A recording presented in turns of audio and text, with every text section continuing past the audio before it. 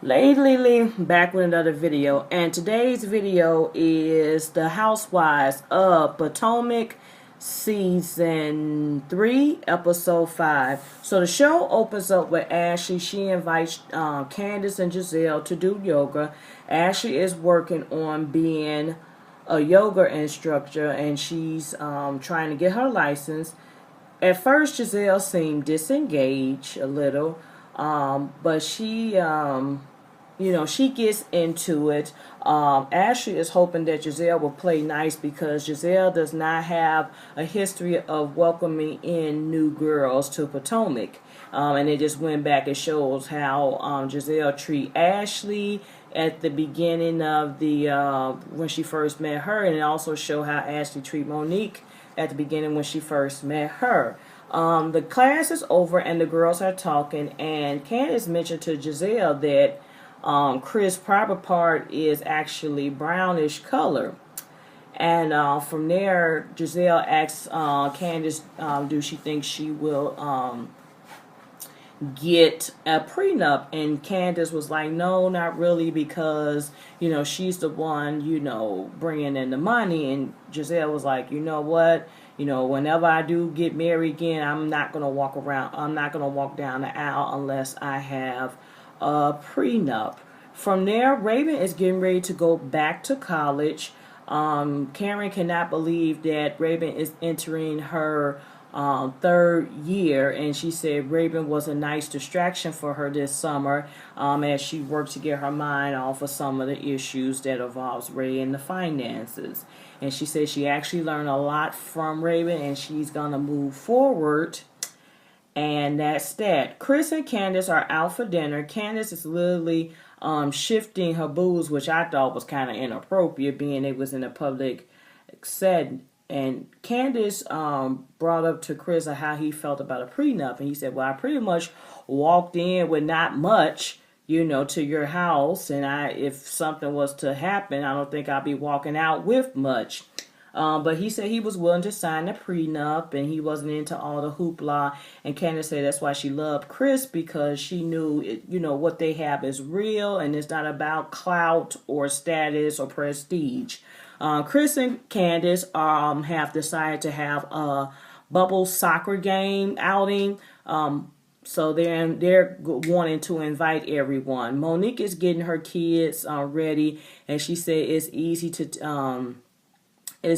take for granted certain things. And she said she doesn't have another child. She's grateful for the two blessings she have, which is her daughter and her son. And then she said, well, maybe right now it's not the time for another baby, and maybe it's just about her focusing on different business ventures.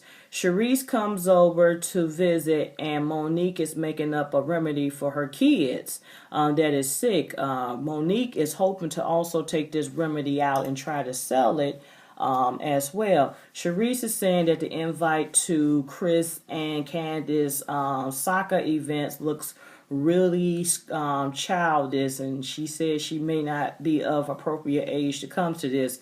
The girls go to visit Robin, and Giselle was saying how Robin's house was only a few feet more than what she had previously. Robin puts them to work, having them paint the spare room. And she's also the comment about Monique saying that Giselle needs a ghostwriter popped up. Robin did mention, there was times where they didn't, when financial times hit hard, they didn't have like heat or something. She was saying it was like heat, sometimes the lights went out. And yeah, so they really stumble upon hard times at one point. Michael and Ashley are relaxing and talking. He was pretty much asking Ashley how did the conversation go that we observed last week. And Ashley says she just can't bring herself to, kicking her mom out, and she feels so obligated. And Michael was just saying, you really need to cut her off. You really need to cut her off. And he made it sound like if she don't do it, he's out the door again.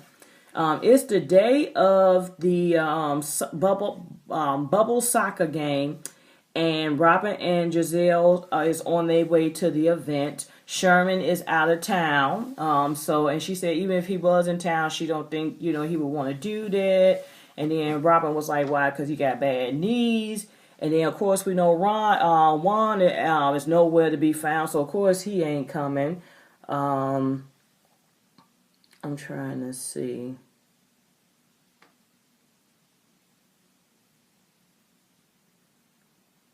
Okay, so that's that. So Robin and Giselle are the first to arrive to the scene, and Candace was, greeting them, and she said, "Hey, yeah, Robin and I, met briefly at the birthday party." And Robin was saying, "No, I don't think so." She said, "Yeah, we." She said, "I introduced myself, and I leave it to old Bravo to run the cameras back." And they did show Candace like introducing herself and briefly talking to Robin.